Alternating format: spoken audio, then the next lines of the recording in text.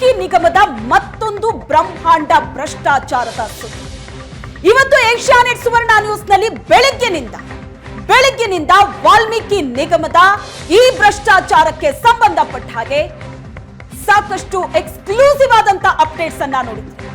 ಈಗ ಮತ್ತೊಂದು ಬ್ರಹ್ಮಾಂಡ ಭ್ರಷ್ಟಾಚಾರದ ಸುದ್ದಿಯನ್ನ ನಿಮ್ಮ ಮುಂದೆ ಇಡ್ತಿದ್ದೀವಿ. ವಾಲ್ಮೀಕಿ ನಿಗಮದ ವಿಚಾರಕ್ಕೆ ಸಂಬಂಧಪಟ್ಟ ಹಾಗೆ 187 ಕೋಟಿ ವರ್ಗಾವಣೆಯ ಸೀಕ್ರೆಟ್ ಅನ್ನ ಬೆಳಗಿನಿಂದ ನೋಡಿದ್ವಿ. ಆದ್ರೆ ಈಗ 187 ಕೋಟಿಯ ಸೀಕ್ರೆಟ್ ಏನು? ವರ್ಗಾವಣೆದಾಯ್ತು, 187 ಕೋಟಿ ಎಲ್ಲಿಂದ ಬಂತು? ಆ ಸೀಕ್ರೆಟ್ ನ ಬಗ್ಗೆ ಇವತ್ತಿನ 1 PM ಎಕ್ಸ್ಕ್ಲೂಸಿವ್ ನಲ್ಲಿ ಎಕ್ಸ್ಕ್ಲೂಸಿವ್ ಆದಂತಹ ಇನ್ಫಾರ್ಮೇಶನ್ ಅನ್ನ ಕೊಡ್ತೀವಿ. ಏಷ್ಯಾನೆಟ್ ಸುವರ್ಣ ನ್ಯೂಸ್ ನಲ್ಲಿ ಬ್ಯಾಕ್ ಟು ಬ್ಯಾಕ್ ಆಗಿ ಈ ಪ್ರಕರಣಕ್ಕೆ ಸಂಬಂಧಪಟ್ಟ ಹಾಗೆ, ಈ ಬ್ರಹ್ಮಾಂಡ ಭ್ರಷ್ಟಾಚಾರಕ್ಕೆ ಸಂಬಂಧಪಟ್ಟ ಹಾಗೆ ಎಕ್ಸ್ಕ್ಲೂಸಿವ್ ಆದಂತಹ ಸುದ್ದಿಯನ್ನ ನಿಮಗೆ ಕೊಡ್ತಾ ಇದ್ದೀವಿ. 187 ಕೋಟಿ ಹಗರಣದ ಬೆನ್ನು ಬಿದ್ದಿದೆ ಏಷ್ಯಾನೆಟ್ ಸುವರ್ಣ ನ್ಯೂಸ್. ವಾಲ್ಮೀಕಿ ನಿಗಮದ ಮತ್ತೊಂದು ಬ್ರಹ್ಮಾಂಡ ಭ್ರಷ್ಟಾಚಾರ ಇದೆ.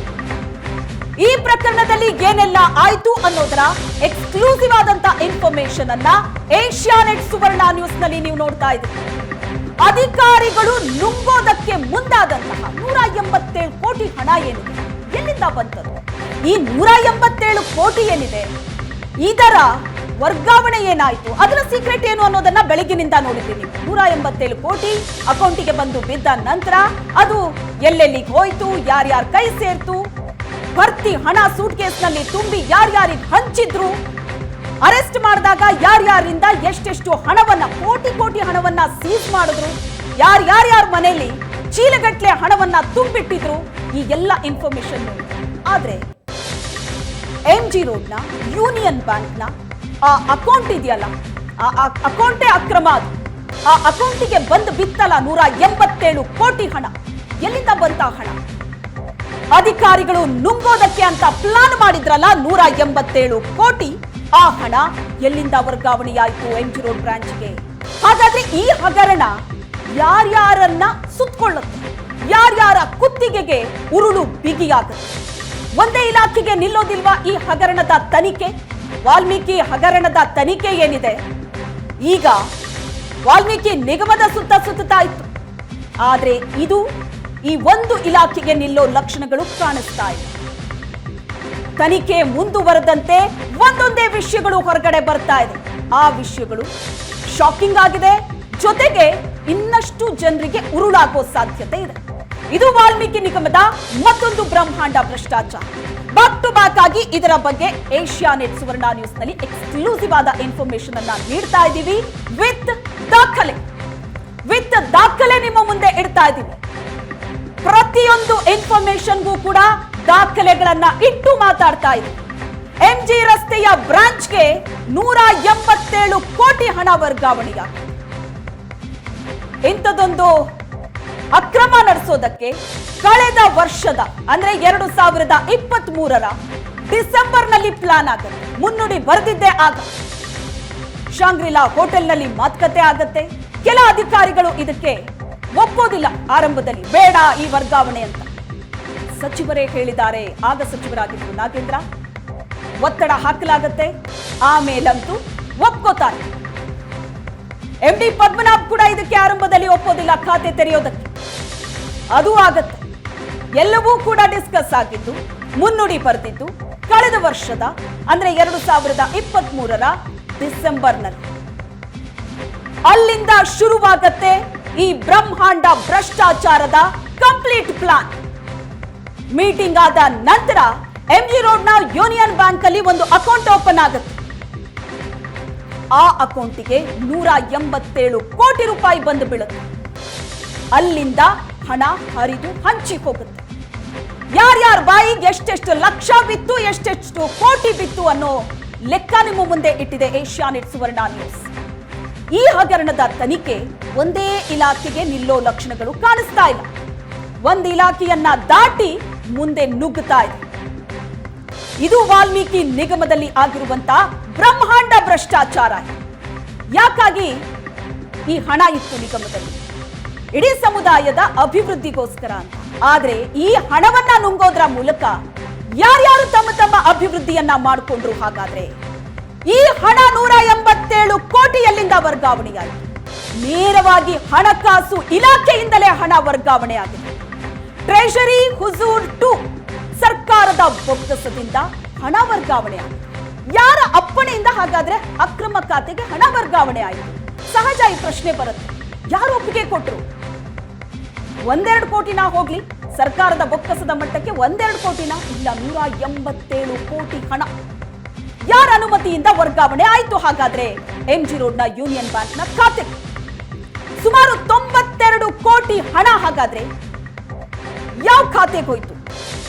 ಈ ಹಣಕಾಸು ಖಾತೆ ಅಂತ ಏನ್ ಹೇಳ್ತಾ ಇದ್ವಿ, ಯಾರ ಅಂಡರ್ ಬರುತ್ತೆ ಈ ಹಣಕಾಸು ಖಾತೆ? ಮುಖ್ಯಮಂತ್ರಿಗಳ ಅಂಡರ್ ಬರುತ್ತೆ ಇದು. MG ರಸ್ತೆಯ ಯೂನಿಯನ್ ಬ್ಯಾಂಕ್ನ ಖಾತೆಗೆ ಹಣ ಹಾಕೋದಕ್ಕೆ ಯಾರು ಹೇಳಿದ್ರು? ಸಿಎಂ ಗಮನಕ್ಕೆ ಬರದೆ ಈ ಹಣವನ್ನ ಟ್ರಾನ್ಸ್ಫರ್ ಮಾಡಿದ್ರ? ತನಿಖೆಯಲ್ಲಿ ಈಗ 2 ಅಧಿಕಾರಿಗಳ ಹೆಸರು ಕೇಳಿ ಬರ್ತಾ ಇದೆ.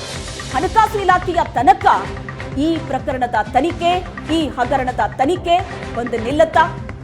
ಸಿಎಂ ಗಮನಕ್ಕೆ ತರದೆ ಹಣ ಟ್ರಾನ್ಸ್ಫರ್ ಮಾಡಲಾಯ್ತಾ? ತನಿಖೆಯಲ್ಲಿ 2 ಅಧಿಕಾರಿಗಳ ಹೆಸರು ಕೇಳಿ ಬರ್ತಾ ಇದೆ. ಸಾಕಷ್ಟು ಪ್ರಶ್ನೆಗಳಿದೆ. 187 ಕೋಟಿ ಟ್ರೆಷರಿ ಹುಜೂರ್ 2 ನಿಂದ ವರ್ಗಾವಣೆ ಆಗುತ್ತೆ, ಸರ್ಕಾರದ ಬೊಕ್ಕಸದಿಂದ ಹಣ ವರ್ಗಾವಣೆ ಆಗುತ್ತೆ ಅಂದ್ರೆ ಹೇಳೋರ್ ಕೇಳೋರು ಯಾರು ಇಲ್ವಾ? 187 ಕೋಟಿ ಹಣ ಬೊಕ್ಕಸದಿಂದ ಆಚೆ ಬರುತ್ತೆ ಅಂದ್ರೆ ಅದಕ್ಕಿರುವಂತ ಪ್ರೊಸೀಜರ್ಗಳಿವೆ. ಯಾರ ಗಮನಕ್ಕೂ ಬರದೆ ಆ ಹಣ MG ರೋಡ್ನ ಯೂನಿಯನ್ ಬ್ಯಾಂಕ್ನ ಖಾತೆಯಲ್ಲಿ ಹೋಗಿ ಬಿದ್ದಿದ್ದಾದ್ರೂ ಹೇಗೆ? ಆ ಖಾತೆ ಗೊತ್ತು ಗುರಿ ಇಲ್ಲದ ಖಾತೆ, ಆ ಖಾತೆಯೇ ಅಕ್ರಮ ಅಂತ ಖಾತೆಗೆ ಅಥವಾ ಅದರ ಹಿಂದು ಮುಂದು ನೋಡದೆ ಹಣಕಾಸು ಇಲಾಖೆಯಿಂದ ಆ ಹಣ ಹೇಗೋಯ್ತು? ಈ ವಿಚಾರಕ್ಕೆ ಸಂಬಂಧಪಟ್ಟ ಹಾಗೆ ಪ್ರಶ್ನೆಗಳು ಸಾಕಷ್ಟು ಬರುತ್ತೆ, ಉತ್ತರ ಸಿಗಬೇಕಾಗತ್ತೆ. ಹಾಗಾದ್ರೆ ಯಾರ್ಯಾರ ಬುಡಕ್ಕೆ ಬರುತ್ತೆ ವಾಲ್ಮೀಕಿ ನಿಗಮ ಹಗರಣದ ಉರುಳು? ಈಗಾಗಲೇ ಈ ಪ್ರಕರಣದಲ್ಲಿ ಸಾಕಷ್ಟು ಮಂದಿ ಅರೆಸ್ಟ್ ಆಗಿದ್ದಾರೆ, ವಿಚಾರಣೆ ನಡೀತಾ ಇದೆ. ವಿಚಾರಣೆ ನಡೆಸಿದಂತ ಸಂದರ್ಭದಲ್ಲಿ ಬಾಯ್ ಬಿಡ್ತಾ ಇರುವಂತಹ ವಿಷಯ ಇದೆಯಲ್ಲ, ಒಂದೊಂದು ಕೂಡ ಶಾಕಿಂಗ್ ಆಗಿದೆ. ಸಚಿವರು, ಈಗ ಮಾಜಿ ಸಚಿವರು ನಾಗೇಂದ್ರ ಆರಂಭದಲ್ಲಿ ಹೇಳಿದ್ರು ನನಗೇನೂ ಗೊತ್ತಿಲ್ಲ, ನಾನೇನೂ ಮಾಡಿಲ್ಲ ಅಂತ. ಈಗ ಈ ಪ್ರಕರಣದಲ್ಲಿ ಅರೆಸ್ಟ್ ಆದಂತ ಆರೋಪಿಗಳೇನಿದ್ದಾರೆ ನೇರವಾಗಿ ನಾಗೇಂದ್ರ ಅವರ ಹೆಸರು ಬಾಯ್ಬಿಟ್ಟಿದ್ದಾರೆ. ಮೀಟಿಂಗ್ ಮಾಡಿದ್ರು, ಆ ಮೀಟಿಂಗ್ ನಲ್ಲಿ ಈ ತರ ಹಣ ವರ್ಗಾವಣೆ ಬಗ್ಗೆ ಪ್ಲಾನ್ ಆಯಿತು. ಒಂದು ಈ ತರದ ಅಕೌಂಟ್ ಅನ್ನ ಕ್ರಿಯೇಟ್ ಮಾಡೋದಕ್ಕೆ ಹೇಳಿದ್ರು. ಒತ್ತಡ ಸಾಕಷ್ಟಿತ್ತು, ಅಕೌಂಟ್ ಕೂಡ ಆಯಿತು. ಆ ಅಕೌಂಟಿಗೆ ಹಣ ಬಂದು ಬಿತ್ತು. ಆ ಹಣವನ್ನ ಹೇಗೆ ವಿಡ್ರಾ ಮಾಡಿದ್ರು, ಯಾರ್ಯಾರಿಗೆ ಹಂಚಿದ್ರು, ಯಾರ್ಯಾರ ಅಕೌಂಟ್ ಅಲ್ಲೆಲ್ಲ ದುಡ್ಡು ಹಾಕಿದ್ರು ಅನ್ನೋ ವಿಷಯ ಈಗಾಗಲೇ ಬಹಿರಂಗ ಆಗಿದೆ. ತೀರಾ ಕುರಿ ಕಾಯೋರಿಂದ ಹಿಡಿದು ಒಂದು ಸಣ್ಣ ಜ್ಯುವೆಲರಿ ಶಾಪ್ ಯಾರ ಅಕೌಂಟ್ ಅನ್ನು ಬಿಟ್ಟಿಲ್ಲ, ಎಲ್ಲರ ಅಕೌಂಟಿಗೆ ಹಣ ಹಾಕಿ ಅದನ್ನ ವಿಡ್ರಾ ಮಾಡಿದ್ದಾರೆ. ಈ ಬಗ್ಗೆ ಹೆಚ್ಚಿನ ಡೀಟೇಲ್ಸ್ ಅನ್ನ ಕೊಡ್ತಾರೆ ನಮ್ಮ ಪ್ರತಿನಿಧಿ ರಮೇಶ್, ನ್ಯೂಸ್ ಡೆಸ್ಕ್ ಇಂದ ನೇರ ಸಂಪರ್ಕದಲ್ಲಿದ್ದಾರೆ. ರಮೇಶ್, ಈ ಪ್ರಕರಣ ದಿನ ಕಳೆದಂತೆ ಬಹಳಷ್ಟು ಇಂಟ್ರೆಸ್ಟಿಂಗ್ ಆಗ್ತಾ ಇದೆ. ಒಂದು ಇಲಾಖೆ ಮುಗಿಯುತ್ತೆ ಅನ್ಕೊಂಡ್ರೆ ಮುಗಿಯೋ ತರ ಕಾಣಿಸ್ತಾ ಇಲ್ಲ. ಏನಿದು ಹಣಕಾಸು ಇಲಾಖೆಯಿಂದಲೇ ವರ್ಗಾವಣೆ ಆಗಿದ್ದ, ಗಮನಕ್ಕೆ ಬಂದಿರಲ್ವಾ? ಮಹರ್ಷಿ ವಾಲ್ಮೀಕಿ ನಿಗಮದಲ್ಲಿ 187 ಕೋಟಿ ರೂಪಾಯಿ ಹಣವನ್ನು ನುಂಗ್ಲಿಕ್ಕೆ ಒಂದು ಅಕ್ರಮ ಕೂಟ ಸೇರ್ಕೊಂಡು ಯಾವ ರೀತಿ ನಿಗಮದ ಹಣವನ್ನ MG ರೋಡ್ ಬ್ರಾಂಚ್ಗೆ ಹಾಕೊಳ್ತಾರೆ, ಅದಾದ ನಂತರ ಹೈದರಾಬಾದ್ಗೆ ವರ್ಗಾವಣೆ ಆಗುತ್ತೆ. ಆ ಮುನ್ನಲ್ಕ 200 ಅಕೌಂಟ್ಗಳಿಗೆ ಅದರ ಹಂಚಿ ಅದನ್ನ ಕ್ಯಾಶ್ ರೂಪ ಮಾಡಿಕೊಂಡು ಎಲ್ಲರೂ ಕೂಡ ತಮ್ಮ ತಮ್ಮ ಜೇಬುಗಳನ್ನ ತುಂಬಿಸ್ಕೊಂಡಿದ್ದಾರೆ ಅನ್ನುವಂಥ ಹಗರಣಕ್ಕೆ ಸಂಬಂಧಪಟ್ಟಂತೆ ಒಂದಷ್ಟು ಮೂಲ ಪ್ರಶ್ನೆಗಳನ್ನ ಹುಡುಕ್ತಾ ಹೋದಂತ ಸಂದರ್ಭದಲ್ಲಿ, ತನಿಖೆ ನಡೆಸುವಂತ ಸಂದರ್ಭದಲ್ಲಿ SIT ಅಧಿಕಾರಿಗಳಿಗೆ ಸಿಕ್ಕಂತ ಒಂದಷ್ಟು ಎಕ್ಸ್ಕ್ಲೂಸಿವ್ ಮಾಹಿತಿ ಏಷ್ಯಾನೆಟ್ ಸ್ಟೂಡೆಂಟ್ಸ್ಲಿ ಲಭ್ಯ ಆಗ್ತಾ ಇರುವಂತದ್ದು. ಅಂದ್ರೆ ಈ ಒಂದು ನಿಗಮಕ್ಕೆ ಸೇರಿದಂತೆ 2 ಅಕೌಂಟ್ಗಳಿರ್ತವೆ. ಅದು ವಸಂತ ನಗರ ಯೂನಿಯನ್ ಬ್ಯಾಂಕ್ ಆಫ್ ಇಂಡಿಯಾ ಆ ಬ್ರಾಂಚ್ನ 2 ಅಕೌಂಟ್ಗಳಿರ್ತವೆ. ಆದ್ರೆ ಒಂದು ಅಕೌಂಟ್ ಅನ್ನ MG ರಸ್ತೆಯ ಬ್ರಾಂಚ್ಗೆ ಅದನ್ನು ವರ್ಗಾವಣೆ ಮಾಡಲಿಕ್ಕೆ ಒಂದು ಮುಂದಾಗ್ತಾರೆ. ಆದ್ರೆ ಈ ಖಾತೆಯನ್ನ ವರ್ಗಾವಣೆ ಮಾಡಬೇಕು ಅಂದ್ರೆ ಸರ್ಕಾರದಿಂದ ಅನುಮತಿಯನ್ನ ಪಡೆದುಕೊಳ್ಳಬೇಕು. ಆದ್ರೆ ಸರ್ಕಾರದ ಅನುಮತಿಯನ್ನ ಪಡೆದುಕೊಳ್ಳದೆ ಅಕ್ರಮವಾಗಿ MG ರಸ್ತೆಯ ಬ್ಯಾಂಕ್ನಲ್ಲಿ MG ರಸ್ತೆಯ ಯೂನಿಯನ್ ಬ್ಯಾಂಕ್ ಆಫ್ ಇಂಡಿಯಾದಲ್ಲಿ ಒಂದು ಖಾತೆಯನ್ನ ಓಪನ್ ಮಾಡ್ತಾರೆ.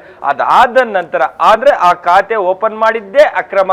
ಅಂತಹ ಅಕ್ರಮ ಖಾತೆಗೆ ಎಲ್ಲಿಂದ ಹಣ ಬರುತ್ತೆ ಅನ್ನೋದನ್ನ ನೋಡ್ತಾ ಹೋದ್ರೆ, ವಸಂತ ನಗರದ ವಾಲ್ಮೀಕಿ ನಿಗಮದಲ್ಲಿದ್ದಂತ ಒಂದು ಖಾತೆಯಿಂದ ಒಂದಷ್ಟು ಹಣ ಬಂದ್ರೆ ನೇರವಾಗಿ ಹಣಕಾಸು ಇಲಾಖೆಯಿಂದನೇ ನೇರವಾಗಿ MG ರಸ್ತೆಯ ಯೂನಿಯನ್ ಬ್ಯಾಂಕ್ ಆಫ್ ಇಂಡಿಯಾದಲ್ಲಿ ತೆರೆದಂತ ಹೊಸ ಖಾತೆಗೆ ಹಣ ವರ್ಗಾವಣೆ ಆಗುತ್ತೆ. ಸುಮಾರು 92 ಕೋಟಿ ರೂಪಾಯಿ ಅಲ್ಲಿ ವರ್ಗಾವಣೆ ಆಗಿದೆ ಅನ್ನುವಂಥದ್ದು. ಇಲ್ಲಿ ಹುಟ್ಟುವಂತಹ ಪ್ರಶ್ನೆ ಅಂದ್ರೆ, ಸರ್ಕಾರದ ಅನುಮತಿಯನ್ನೇ ಪಡೆಯದೆ ಅಕ್ರಮವನ್ನು ನಡೆಸಲಿಕ್ಕೋಸ್ಕರನೇ ಅಕ್ರಮವಾಗಿ ಅಕ್ರಮವಾಗಿ ತೆಗೆದಂತ ಖಾತೆಗೆ ಹೇಗೆ ಹಣ ಹೋಯ್ತು ಅನ್ನುವಂಥದ್ದು. ಇದು ನೇರವಾಗಿ ಸಿಎಂ ಸಿದ್ದರಾಮಯ್ಯ ಅವರ ಅಂಡರಲ್ಲಿ ಬರುವಂತ ಒಂದು ಹಣಕಾಸು ಇಲಾಖೆಯಲ್ಲಿ ಹೇಗೆ ಈ ಹಣವನ್ನ ವರ್ಗಾವಣೆ ಮಾಡ್ಲಿಕ್ಕೆ ಅನುಮತಿಯನ್ನ ಕೊಟ್ಟವರು ಯಾರು, ಇದು ಸಿಎಂ ಅವ್ರ ಗಮನಕ್ಕೆ ಬಂದಿರ್ಲಿಲ್ವಾ, ಅಥವಾ ಈ ಇಲಾಖೆಯ ಹಿರಿಯ ಅಧಿಕಾರಿಗಳು ಈ ರೀತಿ ದಂಧದುಂದಿಯನ್ನ ಮಾಡಿ ಹಣವನ್ನ ವರ್ಗಾವಣೆ ಮಾಡಿದ್ರ?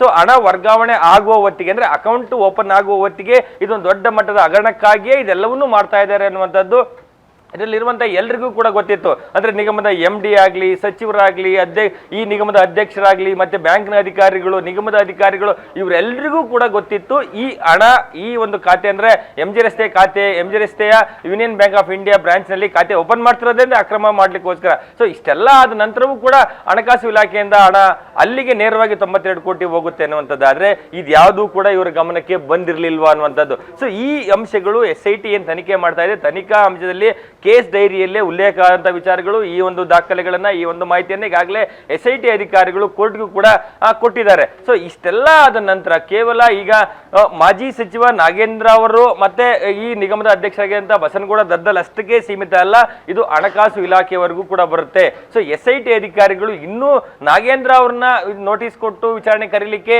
ಹಿಂದೆ ಮುಂದೆ ನೋಡುವಂತ ಹಂತದಲ್ಲಿರುವಾಗ ಸಿಎಂ ಅಂಡರ್ಲಿ ಬರುವಂತ ಫೈನಾನ್ಸ್ ಇಲಾಖೆಯಲ್ಲಿದ್ದಂತಹ ಹಿರಿಯ ಅಧಿಕಾರಿಗಳು ಇದರಲ್ಲಿ ನೇರವಾಗಿ ಭಾಗಿಯಾಗಿದ್ದಾರಾ ಅನ್ನುವಂಥ ಅನುಮಾನಗಳು ಈ ಒಂದು ದಾಖಲೆಗಳಿಂದ ಗೊತ್ತಾಗ್ತಾ ಇರುವಂಥದ್ದು. ಹಾಗಾಗಿ ಈ SIT ತನಿಖೆ ಏನಿದೆ ಅದು ಸಿಎಂ ಕಚೇರಿವರೆಗೂ ಬರ್ತದ.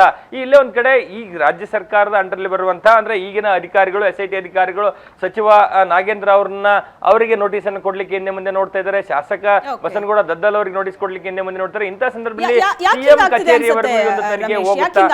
187 ಕೋಟಿಯ ಟ್ರಾವೆಲ್ ಹಿಸ್ಟ್ರಿ ಇದೆಯಲ್ಲ, 187 ಕೋಟಿಯ ಟ್ರಾವೆಲ್ ಹಿಸ್ಟ್ರಿ, ಇದು ಬಹಳ ಇಂಟ್ರೆಸ್ಟಿಂಗ್ ಆಗಿದೆ. ಸಾಕಷ್ಟು ದಾಖಲೆಗಳು ಸಿಕ್ಕಿದೆ. ಅರೆಸ್ಟ್ ಆದಂತ ಆರೋಪಿಗಳು ಕೂಡ ಒಂದಷ್ಟು ವಿಷಯಗಳನ್ನ ಬಾಯ್ಬಿಟ್ಟಿದ್ದಾರೆ. ಇಷ್ಟೆಲ್ಲ ಇದ್ರೂನು ಯಾಕೆ ನಾಗೇಂದ್ರ ವಿಚಾರಣೆ ಆಗ್ತಾ ಇಲ್ಲ? ಆದೇಶ ಕೊಟ್ಟಿದ್ದೇ ಅವರು ಹಣ ವರ್ಗಾವಣೆಗೆ, ಅಕೌಂಟ್ ಓಪನ್ ಮಾಡೋದಕ್ಕೆ.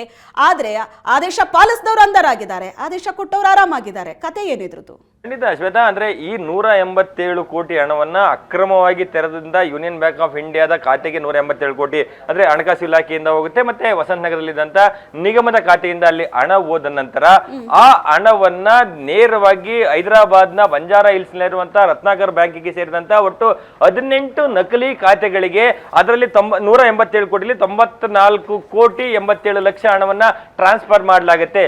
ಆ ಹಣವನ್ನ ಅಲ್ಲಿ ಸತ್ಯನಾರಾಯಣ ವರ್ಮಾ, ಸತ್ಯನಾರಾಯಣ ಇಟ್ಕಾರಿ ಅನ್ನುವಂತ ಇಬ್ಬರು ಇರ್ತಾರೆ.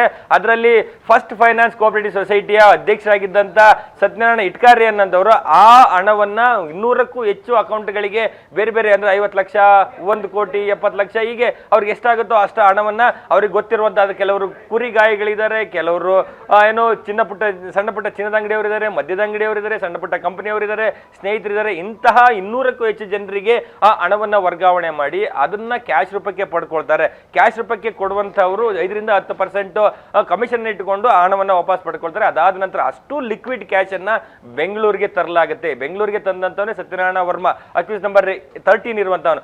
ಈತ ತಂದು ನೇರವಾಗಿ ಪದ್ಮನಾಭನಿಗೆ ಕೊಡ್ತಾನೆ. ಪದ್ಮನಾಭ MD ಆಗಿ ನಿಗಮದ MD. ಈತ ಖುದ್ದು ಎಲ್ಲರಿಗೂ ಕೂಡ ಇದರಲ್ಲಿ ನೆಕ್ಕಂಟಿ ನಾಗರಾಜ್ ಇರ್ಬೋದು, ಸತ್ಯನಾರಾಯಣ ರಾವ್ ಇರ್ಬೋದು, ಪದ್ಮನಾಭ್ ಇರ್ಬೋದು, ಮಿನಿಸ್ಟರ್ PA ಮತ್ತೆ ಶಾಸಕರ PA ಅಂದ್ರೆ ದದ್ದಲ್ PA, ಇವರೆಲ್ಲರಿಗೂ ಕೂಡ 50 ಲಕ್ಷ, 20 ಲಕ್ಷ, 90 ಲಕ್ಷ ಹೀಗೆ ಆತನೇ ಖುದ್ದಾಗಿ ಹೋಗಿ ಕೊಟ್ಟು ಬರ್ತಾನೆ ಬ್ಯಾಗಲ್ಲಿ ತುಂಬಿಕೊಂಡು. ಆದ್ರೆ ಯಾರ್ಯಾರಿಗೆ ಯಾವ ದಿನ ಎಲ್ಲೆಲ್ಲಿ ಹಣವನ್ನು ಕೊಟ್ಟಿದ್ದೆ ಅನ್ನುವಂಥದ್ದನ್ನು ಕೂಡ ಪದ್ಮನಾಭ ತನಿಖಾ ಸಂದರ್ಭದಲ್ಲಿ ಬಾಯ್ಬಿಟ್ಟಿರುವಂತದ್ದು. ಅಷ್ಟು ಎಲ್ಲ ಸ್ಥಳಗಳಲ್ಲಿಯೂ ಕೂಡ SIT ಅಧಿಕಾರಿಗಳೆಲ್ಲ ಮಹಜರನ್ನ ಮಾಡಿದ್ದಾರೆ. ಅದಕ್ಕೆ ಸಂಬಂಧಪಟ್ಟಂತೆ CCTV ಫುಟೇಜ್ಗಳು, ಬೇರೆ ಬೇರೆ ಟೆಕ್ನಿಕಲ್ ಎವಿಡೆನ್ಸ್ ಗಳನ್ನ ಗ್ಯಾದರ್ ಮಾಡಿರುವಂತದ್ದು. ಇದೆಲ್ಲವೂ ಕೂಡ ನೋಡ್ತಾ ಹೋದ್ರೆ ಎಲ್ಲ ಒಂದ್ ಕಡೆ ಫೈನಾನ್ಸ್ ಇಲಾಖೆ, ನಿಗಮ ಮತ್ತೆ ಸಚಿವರು ಮತ್ತೆ ಅಧಿಕಾರಿ, ಬ್ಯಾಂಕ್ನ ಅಧಿಕಾರಿಗಳು, ನಿಗಮದ ಅಧಿಕಾರಿಗಳು ಎಲ್ಲರೂ ಸೇರಿ ಒಟ್ಟಿಗೆ ಇಷ್ಟು ಹಣವನ್ನ ನುಂಗ್ಲಿಕ್ಕೆ ಒಂದಷ್ಟು ಪ್ಲಾನ್ ಅನ್ನ ಪರ್ಫೆಕ್ಟ್ ಆಗಿ ಮಾಡ್ಕೊಂಡಿದ್ರು ಅನ್ನುವಂಥದ್ದು ತನಿಖಾ ಹಂತದಲ್ಲಿ ಗೊತ್ತಾಗಿರುವಂತದ್ದು. ಆದ್ರೆ ಮುಂದಿನ ತನಿಖಾ ಅಂತ ಎಲ್ಲಿಗೆ ಹೋಗುತ್ತೆ? ಮಾಜಿ ಸಚಿವರನ್ನ ಮುಟ್ತಾರಾ, ಶಾಸಕರನ್ನ ಮುಟ್ತಾರಾ, ಸಿಎಂ ಕಚೇರಿವರೆಗೆ ಹೋಗುತ್ತಾ? ಈ ಪ್ರಶ್ನೆಗಳಿಗೆ ಇದು ಬಹಳ ಇಂಟ್ರೆಸ್ಟಿಂಗ್ ಆಗಿದೆ. ಹಾಗೆ ಸಂಪರ್ಕದಲ್ಲಿದೆ ರಮೇಶ್. ವಾಲ್ಮೀಕಿ ನಿಗಮದ ಹಣ ನುಂಗಿದ್ರಲ್ಲ, ಅವರ ಅಸಲಿ ಕಹಾನಿಗೆ ನೋಡೋಣ. ವಾಲ್ಮೀಕಿ ನಿಗಮದ ಹಣ ನುಂಗದವರ ಅಸಲಿ ಕಹಾನಿ. ಹಗರಣದ ಹಣ ಭದ್ರವಾಗಿ ಇಟ್ಕೊಂಡಿದ್ದು ಯಾರ್ಯಾರು? ಸೂಟ್ಕೇಸ್ನಲ್ಲಿ ಹಣವನ್ನ ಕದ್ದೊಯ್ದಿದ್ದು ಯಾರ್ಯಾರು? ಹಾಗಾದ್ರೆ ವಾಲ್ಮೀಕಿ ನಿಗಮದ ಹಣವನ್ನ ನುಂಗಿ ನೀರು ಕುಡಿದಿದ್ದಾರೆ. ಲಿಸ್ಟ್ ಬೆಳೀತಾನೆ ಇದೆ. ಹಗರಣದ ಈ ಹಣ ಯಾರ್ಯಾರ ಕೈಯಲ್ಲಿ ಭದ್ರವಾಗಿತ್ತು? ಕಂತೆ ಕಂತೆ ಹಣವನ್ನ ಸೂಟ್ ಕೇಸ್ನಲ್ಲಿ ತುಂಬಿಕೊಂಡು ಹಂಚಿದ್ದಾರೆ. ನಾಗೇಂದ್ರ ಪಿಎ ಮೂಲಕ ಹಣ ತಲುಪಿದೆ. ವಾಲ್ಮೀಕಿ ನಿಗಮದ ಹಗರಣ ಏನಿದೆ ಅದರ ಲಿಸ್ಟ್ ಬಹಳ ದೊಡ್ಡದಿದೆ. ಯಾರ್ಯಾರಿಗೆ ಎಷ್ಟೆಷ್ಟು ದುಡ್ಡು ಹೋಗಿದೆ ಅಂತ ಕಂತೆ ಕಂತೆ ಹಣವನ್ನ ತುಂಬಿಸಿಕೊಂಡು ಹಂಚಿದ್ದಾರೆ. ಈ ಪ್ರಕರಣದಲ್ಲಿ ಎಂಡಿ ಪದ್ಮನಾಭೆ ಈ ವಿಚಾರವನ್ನ ಬಾಯ್ಬಿಟ್ಟಿದ್ದಾರೆ. ಯಾರ್ಯಾರಿಗೆ ಎಷ್ಟೆಷ್ಟು ಹಣವನ್ನ ಎಲ್ಲೆಲ್ಲಿ ಹೋಗಿ ಕೊಟ್ಟು ಬಂದೆ ಅಂತ. ಮಧ್ಯವರ್ತಿ ಸತ್ಯನಾರಾಯಣ ವರ್ಮರಿಂದ ಹಣವನ್ನ ಪಡೆದು ಅದನ್ನ ಹಂಚಿಕೆ ಮಾಡಿದ್ದಾರೆ. ಸತ್ಯನಾರಾಯಣ ವರ್ಮ ಹೈದರಾಬಾದ್ ಮೂಲದವರು. ಈ ಪ್ರಕರಣದ 13ನೇ ಆರೋಪಿ, ಪ್ರಕರಣದ ಕಿಂಗ್ ಪಿನ್. ನಾಗೇಂದ್ರನ ಪಿಎ ಹರೀಶ್ಗೂ ಕೂಡ 2 ಬ್ಯಾಗಲ್ಲಿ ಹಣ ಹೋಗಿತ್ತಂತೆ. ಬಿಬಿಎಂಪಿ ಕಚೇರಿಯ ಸಾಗರ್ ಹೋಟೆಲ್ನಲ್ಲಿ ನಾನು ಹಣ ಕೊಟ್ಟಿದ್ದೆ ಅಂತ ಹೇಳಿದ್ದಾರೆ. ಹರೀಶ್ಗೆ 25 ಲಕ್ಷ ಕೊಟ್ಟಿದ್ದೀನಿ ಅಂತ ಎಸ್ಐಟಿ ಮುಂದೆ ಬಾಯ್ಬಿಟ್ಟಿದ್ದಾರೆ ಎಂಡಿ ಪದ್ಮನಾಭ್. ನಾಗೇಂದ್ರನ ಪಿಎ ಹರೀಶ್ಗೆ 2 ಬ್ಯಾಗ್ನಲ್ಲಿ ದುಡ್ಡು ತುಂಬಿಸ್ಕೊಂಡು ಕೊಟ್ಟಿದ್ದೀನಿ ಅಂತ ಇನ್ಫಾರ್ಮೇಶನ್ ಕೊಟ್ಟಿದ್ದಾರೆ. ವಿಚಾರಣೆ ಸಂದರ್ಭದಲ್ಲಿ ಲಕ್ಷ ಲಕ್ಷ ಹಣ, ಕೋಟಿ ಕೋಟಿ ಹಣ ಹರಿದುಕೊಂಡು ಹೋಗಿದೆ. ಯಾರು ದುಡ್ಡು? ಯಾರು ದುಡ್ಡಿದು? ವಾಲ್ಮೀಕಿ ನಿಗಮದಲ್ಲಿ ಇದ್ದಂತಹ ದುಡ್ಡನ್ನ ಈ ರೀತಿ ತಮ್ಮ ಅಭಿವೃದ್ಧಿಗಾಗಿ ಬಳಸಿಕೊಂಡವರ ಕಥೆ ಇದು. ಒಬ್ಬೊಬ್ಬರನ್ನು ಅರೆಸ್ಟ್ ಮಾಡಿದಾಗ, ಮನೆ ಪರಿಶೀಲನೆ ಮಾಡಿದಾಗ ಐಷಾರಾಮಿ ಕಾರು, ಕೆಜಿ ಗಟ್ಲೆ ಚಿನ್ನ, ಯಾವುದೋ ಚೀಲದಲ್ಲಿ ಕೋಟಿ ಗಟ್ಲೆ ಹಣ ತುಂಬಿಸಿಟ್ಟಿರೋದು ಪತ್ತೆ ಆಗುತ್ತೆ. ಇಡೀ ಸಮುದಾಯದ ಅಭಿವೃದ್ಧಿಗೋಸ್ಕರ ಅಂತ ಇಡೋ ಹಣವನ್ನ ಇಲ್ಲಿ ಯಾರ್ಯಾರು ತಮ್ಮ ಅಭಿವೃದ್ಧಿ ಮಾಡಿಕೊಂಡ್ರು? ವಾಲ್ಮೀಕಿ ಹಗರಣದಲ್ಲಿ ನಾಗೇಂದ್ರ ಅವರ ಹೆಸರು ಗೊತ್ತೇ ಇದೆ. ಈಗ ಮತ್ತೊಬ್ಬ ಶಾಸಕರ ಹೆಸರು ಕೂಡ ಇದೆ. ಅವರ ಕೊರಳಿಗೂ ಇದು ಉರುಳಾಗತ್ತಾ? ಎಸ್ಐಟಿ ಮೂಲಗಳಿಂದ ಸಿಗ್ತಾ ಇರುವಂತ ಎಕ್ಸ್ಕ್ಲೂಸಿವ್ ಮಾಹಿತಿ. ಹಣ ಸಾಗಿಸಿದವರೇ ಈಗ ಎಸ್ಐಟಿ ಮುಂದೆ ಹೇಳಿದ್ದಾರೆ ಶಾಸಕರ ಹೆಸರನ್ನು. ವಾಲ್ಮೀಕಿ ನಿಗಮದ ಹಣ ಏನಿದೆ ಅದು ಎಲ್ಲೆಲ್ಲಿ ಹೋಯ್ತು? ಅಧ್ಯಕ್ಷ ಬಸನಗೌಡ ದದ್ದಲ್ಗೂ ಕೂಡ ಈ ಹಗರಣದಲ್ಲಿ ಪಾಲಿದೆಯಂತೆ.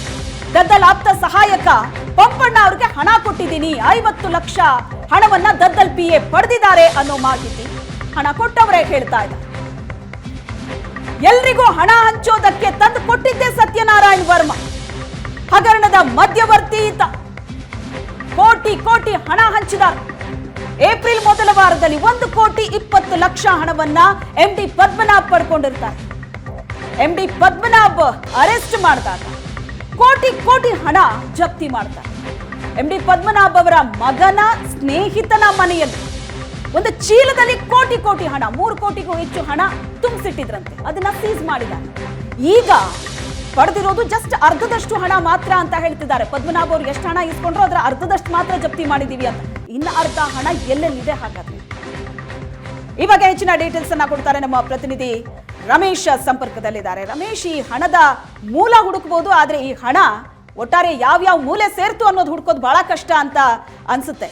ಖಂಡಿತ ಶ್ವೇತಾ, ಅಂದ್ರೆ 187 ಕೋಟಿ ಹಣವನ್ನ ಅಕ್ರಮವಾಗಿ ಅಕೌಂಟ್ಗೆ ಹಾಕೊಂಡು ಅದನ್ನ ಹೈದರಾಬಾದ್ನ ಬಂಜಾರಾ ಹಿಲ್ಸ್ ನಲ್ಲಿರುವಂತಹ RBL ಬ್ಯಾಂಕಿಗೆ ಹಾಕಿ ಅದಾದ್ರಿಂದ ಕ್ಯಾಶ್ ಲಿಕ್ವಿಡಿಟಿ ಮಾಡ್ಕೊಂಡ ನಂತರ ಅದು ಯಾರ್ಯಾರಿಗೆ ಎಷ್ಟೆಷ್ಟು ಹಣವನ್ನ ಕೊಡಲಾಗಿದೆ ಅನ್ನುವಂಥ ಡೀಟೇಲ್ಸ್ ಸಿಗುತ್ತೆ. ಅಂದ್ರೆ ಯಾರ್ಯಾರು ಬೆನಿಫಿಷಿಯರಿ ಇದ್ದಾರೆ ಅಲ್ಲಿ ಸ್ಪಷ್ಟವಾಗಿ ಗೊತ್ತಾಗುತ್ತೆ ಯಾರ್ಯಾರು ಈ ಹಗರಣದಲ್ಲಿ ಮುಖ್ಯವಾಗಿ ಭಾಗಿಯಾಗಿದ್ದಾರೆ, ಯಾವ ಕಾರಣಕ್ಕಾಗಿ ಭಾಗಿಯಾಗಿದ್ದಾರೆ, ಎಷ್ಟೆಷ್ಟು ಕೋಟಿ ರೂಪಾಯಿ ಯಾರ್ಯಾರಿಗೆ ಸಿಕ್ಕಿದೆ ಅನ್ನುವಂಥದ್ದು ಕೂಡ ಸ್ಪಷ್ಟವಾದಂಥ ಮಾಹಿತಿಗಳಿರುವಂಥದ್ದು. ಈ ಪ್ರಕರಣದ ಮತ್ತೊಬ್ಬ ಕಿಂಗ್ ಪಿನ್ ಇರುವಂತ ಎಂಡಿ ಪದ್ಮನಾಭ್ ಏನಿದ್ದಾನೆ, ಈತ SIT ಅಧಿಕಾರಿಗಳ ಮುಂದೆ ಸ್ಪಷ್ಟವಾಗಿ ಹೇಳ್ತಾನೆ, ಯಾವಾಗ ಅದು ಹೈದರಾಬಾದ್ಗೆ ಹೋದಂತ ಬಂಡವಾಳ ಏನಿತ್ತು ಅದರ ಹಣ ಅದು ಕ್ಯಾಶ್ ರೂಪಕ್ಕೆ ಬಂದು ಸತ್ಯನಾರಾಯಣ ವರ್ಮ ಬೆಂಗಳೂರಿಗೆ ಬಂದು ಯಶವಂತಪುರದಲ್ಲಿರುವಂಥ ವೈಷ್ಣವಿ ಮಾಲ್ ಬಳಿ ನನಗೆ ಕ್ಯಾಶ್ ಅನ್ನ ಕೊಡ್ತಾನೆ.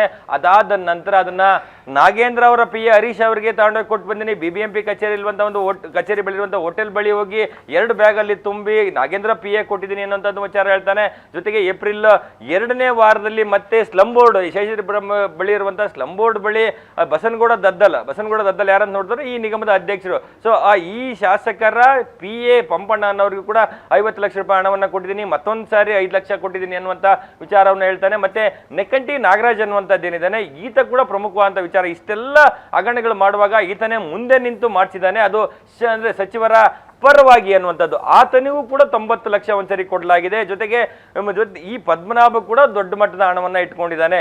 ಆತನ ಬಳಿ ರಿಕವರಿ ಮಾಡಿರುವಂತದ್ದು ಕೇವಲ ಅರ್ಧದಷ್ಟು ಅನ್ನುವಂಥದ್ದನ್ನ SIT ಮೂಲಗಳು ಹೇಳ್ತಾ ಇರುವಂತದ್ದು. ಅಂತ ಹಣದಲ್ಲಿ ಆತ ಏನು ಪದ್ಮನಾಭ ತನ್ನ ಮಗ ಧೀರಜ್ ಇದ್ದಾನೆ, ಧೀರಜ್ನ ಸ್ನೇಹಿತ ರೇವಂತ್ ಅಂತ ಆತನ ಮನೆಯಲ್ಲಿ ಒಂದು ಚೀಲದಲ್ಲಿ ತಗೊಂಡೋಗಿ ಏನು ಮುಚ್ಚಿಟ್ಟಿದಂತ 3,62,00,000 ಹಣವನ್ನ ತೆಗೆದುಕೊಂಡು ಬರ್ತಾರೆ. ಆತನ ಮನೆಯಲ್ಲಿ ಒಂದಷ್ಟು ಒಟ್ಟು ಆತನ ಕಡೆಯಿಂದ 4.5 ಕೋಟಿಯನ್ನ ಸೀಸ್ ಮಾಡಲಾಗಿರುವಂತದ್ದು. ಇನ್ನೂ ಅರ್ಧದಷ್ಟು ಹಣವನ್ನ ಆತನಿಂದ ಸೀಸರ್ ಮಾಡಬೇಕಾಗಿದೆ ಅನ್ನುವಂತಹ ವಿಚಾರವನ್ನು ಕೂಡ ಇಲ್ಲಿ SIT ಮೂಲಗಳು ಹೇಳ್ತಾ ಇರುವಂತದ್ದು. ಸೊ ಹಾಗಾಗಿ ಈ ಸಚಿವ ನಾಗೇಂದ್ರ ಅವರು, ಶಾಸಕರು, ಅಧಿಕಾರಿಗಳು, ಅವರ ಆಪ್ತರು, ಹೀಗೆ ಎಲ್ಲರೂ ಕೂಡ ಇದರಿಂದ ಬಂದಂತ ಹಣವನ್ನ ಹಂಚಿಕೊಂಡಿದ್ದಾರೆ. ಸೊ ಇವರೇ ಪ್ರಮುಖವಾಗಿ ಇದರಲ್ಲಿ ಪಾತ್ರದಾರರಾಗಿರುವಂತಹದ್ದು, ಕಿಂಗ್ ಪಿನ್ಗಳಾಗಿರುವಂತದ್ದು, ಇವರ ಡೈರೆಕ್ಷನ್ಸ್ ಮೇಲೆಗೆ ಈ ಒಂದು ಹಗರಣ ನಡೆದಿದೆ ಅನ್ನುವಂಥದ್ದು. ಆದ್ರೆ ಇಷ್ಟೆಲ್ಲ ತನಿಖೆ ನಡೆಯುವಂತ ಸಂದರ್ಭದಲ್ಲಿ ಇಲ್ಲಿವರೆಗೂ ಕೂಡ SIT ಎಲ್ಲ ಒಂದ್ ಕಡೆ ಮಾಜಿ ಸಚಿವ ನಾಗೇಂದ್ರ ಅವರಿಗೆ ಒಂದು ನೋಟಿಸ್ ಅನ್ನು ಕೊಡ್ಲಿಕ್ಕೂ ಕೂಡ ಮೀನಾಮೇಷ ಎಣಿಸ್ತಾ ಇದೆ.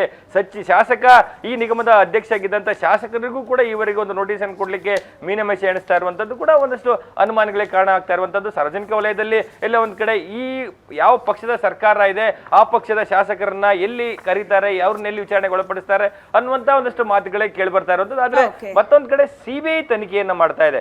SIT ವಿಚಾರದಲ್ಲಿ ಎಲ್ಲ ಒಂದ್ ಕಡೆ ಒಂದು ಹಂತದಲ್ಲಿ ಇವ್ರನ್ನ ವಿಚಾರಣೆ ಕರೆಯನ್ ತಡ ಆಗ್ಬೋದು ಅಥವಾ ಬಿಡಬಹುದು. ಆದ್ರೆ CBI ED ತನಿಖೆ ಮಾಡ್ತಾ ಇದೆ. ಆ ಒಂದು ತನಿಖೆಯಲ್ಲಿ ಇವ್ರು ಯಾರು ಕೂಡ ತಪ್ಪಿಸ್ಕೊಳ್ಳಿಕ್ಕೆ ಸಾಧ್ಯನೇ ಇಲ್ಲ ಅಂತ ಹೇಳಿ ಸ್ಪಷ್ಟವಾಗಿ SIT ಅಧಿಕಾರಿಗಳು ಸಿದ್ಧಪಡಿಸಿರುವಂತಹ ಕೋರ್ಟ್ಗೆ ಸಲ್ಲಿಕೆ ಮಾಡಿರುವಂತಹ ದಾಖಲೆಗಳೇ ಹೇಳ್ತಾ ಇದೆ. ಶ್ವೇತಾ, ಥ್ಯಾಂಕ್ ಯು ರಮೇಶ್, ನಿಮ್ಮೆಲ್ಲ ಡೀಟೇಲ್ಸ್ಗೆ. ಇದು ಈ ಪ್ರಕರಣದ ತನಿಖೆ ಯಾವ ರೀತಿ ನಡೀತಾ ಇದೆ, ತನಿಖೆಯಲ್ಲಿ ಹೊರ ಬಂದಿರುವಂತಹ ವಿಚಾರಗಳು ಏನೇನು ಅನ್ನೋದರ ಡೀಟೇಲ್ಸ್. ಈಗ ಪೊಲಿಟಿಕಲಿ ಏನೇನಾಗ್ತಾ ಇದೆ ಈ ಪ್ರಕರಣದಲ್ಲಿ, ಶಾಸಕ ದದ್ದಲ್ ಹೆಸರು ಕೇಳಿಬಂತು. ಅದಾದ ನಂತರ ದದ್ದಲ್ ಒಂದಷ್ಟು ಸ್ಪಷ್ಟನೆ ಕೊಟ್ಟರು. ಅದರ ಜೊತೆಗೆ ಈ ನಿಗಮದಲ್ಲಿ ಏನೇನಾಗಿದೆ ಕಳೆದ 10 ವರ್ಷದ ಡೀಟೇಲ್ಸ್ ಬೇಕು ಅಂತ ಕೇಳಿದ್ದಾರೆ. ಮತ್ತೊಂದು ಕಡೆ ಬಿಜೆಪಿ ಪ್ರೊಟೆಸ್ಟ್ ನಡೆಸ್ತಾ ಇದೆ. ಕಾಂಗ್ರೆಸ್ನಿಂದ ಆಗಿರುವಂತಹ ಅಕ್ರಮ ಭ್ರಷ್ಟಾಚಾರ ಇದು ಅಂತ ಬಿಜೆಪಿ ಪ್ರೊಟೆಸ್ಟ್ ನಡೆಸುತ್ತೆ. At the same time Congress ಕೂಡ ಬಿಜೆಪಿ ಕಾಲದಲ್ಲೂ ಈ ಹಗರಣ ನಡೆದಿದೆ ಅಂತ ಅದರ ಒಂದಷ್ಟು ಡೀಟೇಲ್ಸ್ ಅನ್ನ ತೆಗೆಯೋದಕ್ಕೆ ಮುಂದಾಗ್ತಾ ಇದೆ. ಇವೆಲ್ಲದರ ಬಗ್ಗೆ ಡೀಟೇಲ್ ಆಗಿ ನೋಡೋಣ. ಈ ವಾಲ್ಮೀಕಿ ನಿಗಮ ಹಗರಣದಲ್ಲಿ ಶಾಸಕರ ಹೆಸರು ಕೂಡ ಜಾಯ್ನ್ ಆಗಿದೆ. ಏಷ್ಯಾನೆಟ್ ಸುವರ್ಣ ನ್ಯೂಸ್ ಬಯಲು ಮಾಡಿದ್ದು ದದ್ದಲ್ ಪಾತ್ರ ಏನಿದೆ ಇದರಲ್ಲಿ ಅಂತ.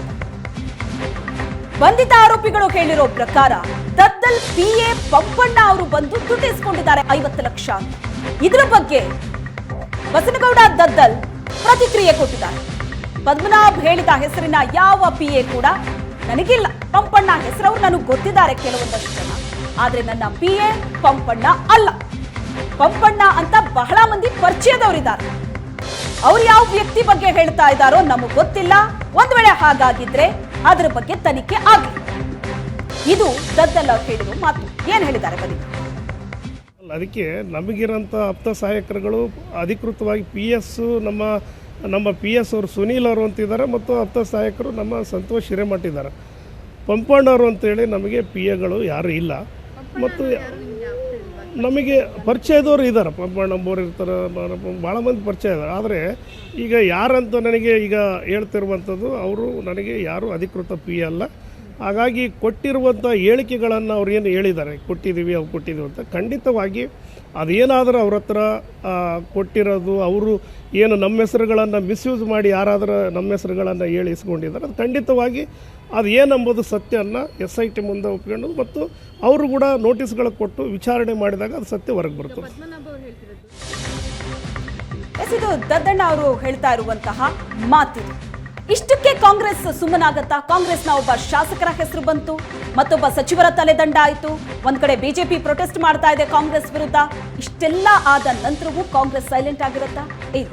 ಬಿಜೆಪಿ ಪಾತ್ರ ಏನು? 10 ವರ್ಷ ಡೀಟೇಲ್ಸ್ ತೆಗಿಸ್ತೀವಿ ಅಂತ ಕೂತಿದ್ದಾರೆ, ಅದ್ರ ಬಗ್ಗೆ ಹೇಳ್ತೀವಿ. ವಾಲ್ಮೀಕಿ ನಿಗಮ ಹಗರಣ ಅನ್ನೋದು ಕಾಂಗ್ರೆಸ್ಗೆ ಬಹಳ ದೊಡ್ಡ ಮುಜುಗರ ತಂದಿಟ್ಟಿದೆ. ಈಗ ಕಾಂಗ್ರೆಸ್ ಈ ಹಗರಣದಲ್ಲಿ ಪಾಲಿಟಿಕ್ಸ್ ಶುರು ಮಾಡ್ತಾ ಬಿಜೆಪಿ ಕಾಲದ ಹಗರಣವನ್ನ ಬಯಲಿಗೆಳೆಯೋದಕ್ಕೆ ಮುಂದಾಗಿದೆ. ಅದಕ್ಕೋಸ್ಕರ ಒಂದಷ್ಟು ತಯಾರಿಗಳು ನಡೀತಾ ಇದೆ. ಬಿಜೆಪಿ ಅವಧಿಯ ದಾಖಲೆ ಸಂಗ್ರಹಕ್ಕೆ ರೆಡಿ ಆಗ್ತಾ ಇದೆ. ಹಗರಣದ ಬೆನ್ನಲ್ಲೇ 10 ವರ್ಷಗಳ ವರದಿಯನ್ನ ಕೇಳಿ ಸರ್ಕಾರಕ್ಕೆ ಪತ್ರ ಬರೆದಿದ್ದಾರೆ. ಯಾರು? ನಿಗಮದ ಅಧ್ಯಕ್ಷರಾಗಿರುವಂತಹ ಬಸನಗೌಡ ದದ್ದಲ್ ಅವರು ಪತ್ರ ಬರೆದಿದ್ದಾರೆ. ವಾಲ್ಮೀಕಿ ನಿಗಮದ ಅಧ್ಯಕ್ಷರು ಬಸನಗೌಡ ದದ್ದಲ್ ಪತ್ರ ಬರೆದಿದ್ದಾರೆ. ಕಳೆದ 10 ವರ್ಷದಲ್ಲಿ ಏನೆಲ್ಲ ಟ್ರಾನ್ಸಾಕ್ಷನ್ಗಳು ಆಯ್ತು ಅದರ ಮಾಹಿತಿಯನ್ನ ಒದಗಿಸುವಂತೆ ಕೋರಿ ಬರುತ್ತಿರೋ ಪತ್ರ ಇದು. ನಿಗಮಕ್ಕೆ ಬಂದಂತಹ ಅನುದಾನ ಎಷ್ಟು, ಯಾವ್ಯಾವ ಯೋಜನೆಗಳು, ಅದಕ್ಕೆ ಹಂಚಿಕೆ ಆಗಿದ್ದು ಎಷ್ಟು, ಇವೆಲ್ಲದರ ಬಗ್ಗೆ ಮಾಹಿತಿ ಕೇಳಿದ್ದಾರೆ. ಆ ಮೂಲಕ ಈಗ ಬಿಜೆಪಿ ಅವಧಿಯಲ್ಲಿ ಏನೇನಾಯ್ತು ಹಗರಣ, ಏನೇನಾಯ್ತು ಭ್ರಷ್ಟಾಚಾರ ಈ ಇಲಾಖೆಯಲ್ಲಿ, ಅದನ್ನ ಹೊರ ತೆಗೆಯೋದಕ್ಕೆ ಮುಂದಾಗಿದ್ದಾರೆ. ಆ ಮೂಲಕ ಆಗಿರುವಂತಹ ಡ್ಯಾಮೇಜ್ ಅನ್ನ ಸ್ವಲ್ಪ ಕಂಟ್ರೋಲ್ ಮಾಡೋದಕ್ಕೆ ಹಾಗಾದ್ರೆ ಕಾಂಗ್ರೆಸ್ ನೋಡ್ತಾ ಇದೆಯಾ? ಈ ಬಗ್ಗೆ ಹೆಚ್ಚಿನ ಡೀಟೇಲ್ಸ್ ಕೊಡ್ತಾರೆ ನಮ್ಮ ಪ್ರತಿನಿಧಿ ಮಾರುತೇಶ್ ಸಂಪರ್ಕದಲ್ಲಿದ್ದಾರೆ. ಮಾರುತೇಶ್, ಕಾಂಗ್ರೆಸ್ಗೆ ಬಹಳ ದೊಡ್ಡ ಮುಜುಗರ ತಂದಿಟ್ಟಂತಹ ಪ್ರಕರಣ ಈಗ ಬಿಜೆಪಿ ಅವಧಿಯಲ್ಲಿ ಏನೇನಾಗಿದೆ ಅನ್ನೋ ಡೀಟೇಲ್ಸ್ ಅನ್ನ ತೆಗೆಯೋದಕ್ಕೆ ಹೊರಟಿದ್ದಾರೆ. ಈ ಮೂಲಕ ಟಕ್ಕರ್ ಕೊಡೋದಕ್ಕೆ ಪ್ಲಾನ್ ಆಗ್ತಿದ್ಯಾ? ಶ್ವೇತಾ, ನಿಜ, ಈ ಸರ್ಕಾರದಲ್ಲಿ ವಾಲ್ಮೀಕಿ ನಿಗಮದಲ್ಲಿ ಹಗರಣ ನಡೆದಿದೆ ಅನ್ನೋದಂತೂ ಸತ್ಯ. ಅದರಲ್ಲಿ ಯಾವುದೇ ಅನುಮಾನ ಇಲ್ಲ. ಅದಕ್ಕೆ ಸಾಕ್ಷಿ ಪುರಾವೆಗಳು ಅನ್ನುವಂತೆ ದಾಖಲೆಗಳು ಕೂಡ ಇದ್ದಾವೆ. ಪರಿಶಿಷ್ಟ ಪಂಗಡಗಳ ಸಮುದಾಯದ ವಿರೋಧವನ್ನ, ಆಕ್ರೋಶವನ್ನ ಈ ಸರ್ಕಾರ ಎದುರಿಸ್ತಾ ಇದೆ. ಈ ಹಗರಣ ಬಯಲಾದಂಥ ಸಂದರ್ಭದಲ್ಲಿ ಇದು ಎಲ್ಲ ಕಾಲದಲ್ಲೂ ಈ ರೀತಿಯಾಗಿ ನಡೆದಿದೆ ಅನ್ನುವಂಥ ಚರ್ಚೆಗಳು, ಗಾಳಿ ಸುದ್ದಿಗಳು ಹರಿದಾಡಕ್ಕೆ ಶುರುವಾಯಿತು. ಅದು ಎಷ್ಟರ ಮಟ್ಟಿಗೆ ಸತ್ಯ ಇದೆಯೋ ಇಲ್ಲವೋ ಅನ್ನೋದನ್ನು ತಿಳಿದುಕೊಳ್ಳುವಂಥ ಪ್ರಯತ್ನ ಕೂಡ ಈಗ ಕಾಂಗ್ರೆಸ್ ಮಾಡೋದಕ್ಕೆ ಮುಂದಾಗಿದೆ. ಕಾರಣ ಏನು ಅಂದರೆ, ಕಳೆದ 10 ವರ್ಷಗಳಲ್ಲಿ ಯಾವ್ಯಾವ ಯೋಜನೆಗಳಿಗೆ, ಯಾವ್ಯಾವ ಜಿಲ್ಲೆಗಳಿಗೆ ಎಷ್ಟೆಷ್ಟು ಅನುದಾನ ಹೋಗಿದೆ, ಯಾಕಂದರೆ ಸರ್ಕಾರದಿಂದ ನಿಗಮಕ್ಕೆ ಬಂದಿರುವಂಥ ಅನುದಾನ ಏನು, ಆ ಅನುದಾನದಲ್ಲಿ ಯಾವ್ಯಾವ ಯೋಜನೆಗಳ ಮೂಲಕ ಯಾವ ಫಲಾನುಭವಿಗಳಿಗೆ ಇದನ್ನು ಹಂಚಿಕೆ ಮಾಡಲಾಗಿದೆ, ಯಾವ್ಯಾವ ಜಿಲ್ಲಾವಾರು ಮತ್ತು ವರ್ಷವಾರು ಮಾಹಿತಿಯನ್ನು ಕಲೆ ಹಾಕೋದಕ್ಕೆ ಸರ್ಕಾರ ಮುಂದಾಗಿದೆ. ಕಳೆದ 26ನೇ ತಾರೀಕು ಈ ಇಲಾಖೆಯ ACS ಮಂಜುನಾಥ್ ಪ್ರಸಾದ್ ಅವರ ನೇತೃತ್ವದಲ್ಲಿ ಸಭೆ ನಡೆದು ಎಲ್ಲ ಜಿಲ್ಲೆಗಳಿಂದಲೂ ಕೂಡ ಮಾಹಿತಿ ತರಿಸಿಕೊಳ್ಳುವಂಥ ತೀರ್ಮಾನವನ್ನು ಕೈಗೊಳ್ಳಲಾಗಿದೆ. ನಿಗಮದ ಅಧ್ಯಕ್ಷರಾಗಿರುವಂಥ ಬಸನಗೌಡ ದದ್ದಲ್ ಅವರು ಸರ್ಕಾರಕ್ಕೆ, ಅಂದರೆ ACSಗೆ ಪತ್ರವನ್ನು ಬರೆದು ಕೂಡ ಮನವಿ ಮಾಡಿಕೊಂಡಿದ್ದಾರೆ. ಇದರ ಅರ್ಥ ಬಹಳ ಸ್ಪಷ್ಟವಾಗಿ ಗೊತ್ತಾಗ್ತಾ ಇದೆ. ನಮ್ಮ ಸರ್ಕಾರದಲ್ಲಿ ಮಾತ್ರ ಇದು ಆಗಿಲ್ಲ, BJP ಸರ್ಕಾರದಲ್ಲೂ ಕೂಡ ಇದು ಆಗಿದೆ ಅನ್ನೋದ್ರ ಮೂಲಕ ಒಂದಷ್ಟು ಡ್ಯಾಮೇಜ್ ಕಂಟ್ರೋಲ್ ಮಾಡುವಂಥ ಪ್ರಯತ್ನಕ್ಕೆ ಸರ್ಕಾರ ಮುಂದಾಗಿದೆ ಅನ್ನೋದಂತೂ ಬಹಳ ಸ್ಪಷ್ಟ. ಆದರೆ ಒಂದಂತೂ ನಿಜ, ಇದೇ ರೀತಿಯಾಗಿ BJP ಗೌರ್ನಮೆಂಟಲ್ಲೂ ಆಗಿದ್ರೆ ಅದಕ್ಕೂ ಕೂಡ ತಕ್ಕ ಶಿಕ್ಷೆ ಆಗಬೇಕಾಗುತ್ತೆ. ಯಾಕೆಂದರೆ ಇದು ಸರ್ಕಾರದ ಹಣ ಮತ್ತು ಪರಿಶಿಷ್ಟ ಪಂಗಡಗಳಿಗೆ, ಫಲಾನುಭವಿಗಳಿಗೆ ತಲುಪಬೇಕಾಗಿರುವ ಹಣ. ಇದೇ ಮಾದರಿಯಲ್ಲಿ ಏನಾದರೂ BJP ಅವಧಿಯಲ್ಲೂ ಕೂಡ ಹಗರಣ ಆಗಿದ್ರೆ ಆ ತಪ್ಪಿತಸ್ಥರನ್ನು ಕೂಡ ಶಿಕ್ಷೆಗೆ ಗುರುಪಡಿಸುವಂಥ ಕೆಲಸ ಆಗಬೇಕಾಗುತ್ತೆ. ಆದರೆ ತಮ್ಮ ತಪ್ಪನ್ನು ಮುಚ್ಚಿಸಿಕೊಳ್ಳುವಂಥ ಸಲುವಾಗಿ ಏನಾದರೂ ಇದು ಮಾಡ್ತಾ ಇದ್ರೆ ಅದನ್ನು ಸಮುದಾಯ ಕೂಡ ಒಪ್ಪೋದಿಲ್ಲ, ಜೊತೆಗೆ ಸಾರ್ವಜನಿಕವಾಗಿ ಜನರು ಕೂಡ ಇದನ್ನು ಒಪ್ಪೋದಕ್ಕೆ ರೆಡಿ ಇಲ್ಲ. ಆದರೆ ಸರ್ಕಾರ ಅಂತೂ ಕಳೆದ 10 ವರ್ಷಗಳಲ್ಲಿ ಆಗಿರ್ತಕ್ಕಂತಹ ಎಲ್ಲ ಖರ್ಚು ವಿವರಗಳಿರುವ, ಅಂದರೆ ಅನುದಾನ ಎಷ್ಟು ಬಂದಿದೆ, ಅದನ್ನು ಎಷ್ಟು ಖರ್ಚು ಮಾಡಿದ್ದಾರೆ, ಯಾವ ಫಲಾನುಭವಿಗಳಿಗೆ ಕೊಟ್ಟಿದ್ದಾರೆ, ಜಿಲ್ಲಾವಾರು ಯಾರ್ಯಾರಿಗೆ ಹಂಚಿಕೆ ಆಗಿದೆ, ಸೊ ಈ ಎಲ್ಲ ಮಾಹಿತಿಯನ್ನು ಕೂಡ ಕಲೆ ಹಾಕೋದಕ್ಕೆ ಸರ್ಕಾರ ತೀರ್ಮಾನ ಮಾಡಿದೆ. ಸೊ ಆದಷ್ಟು ಬೇಗ ವರದಿಯನ್ನು ಸಿದ್ಧಪಡಿಸಿ ಸರ್ಕಾರಕ್ಕೆ ಸಲ್ಲಿಸುವಂತ ತೀರ್ಮಾನವನ್ನು ಕೂಡ ಕೈಗೊಳ್ಳಲಾಗಿರುವಂತದ್ದು. Shweta, yes, thank you Marutesh ನಿಮ್ಮೆಲ್ಲ ಡೀಟೇಲ್ಸ್ಗೆ. ಒಟ್ಟಾರೆ ವಾಲ್ಮೀಕಿ ನಿಗಮ ಹಗರಣದಲ್ಲಿ ಏನೆಲ್ಲ ಬೆಳವಣಿಗೆಗಳು ಆಗ್ತಾ ಇದೆ ಅನ್ನೋದರ ಕಂಪ್ಲೀಟ್ ಡೀಟೇಲ್ಸ್ ಅನ್ನ ನೋಡಿದ್ವಿ. ತನಿಖೆಯಲ್ಲಿ ಆಗ್ತಾ ಇರುವಂತಹ ಡೆವಲಪ್ಮೆಂಟ್, ಶಾಸಕ ಸಚಿವರುಗಳ ಹೆಸರು, ಇನ್ನೂ ಯಾವ್ಯಾವ ಹೆಸರುಗಳು ಇದರಲ್ಲಿ ಬಂದು ಜಾಯಿನ್ ಆಗುತ್ತೋ ನೋಡಬೇಕು.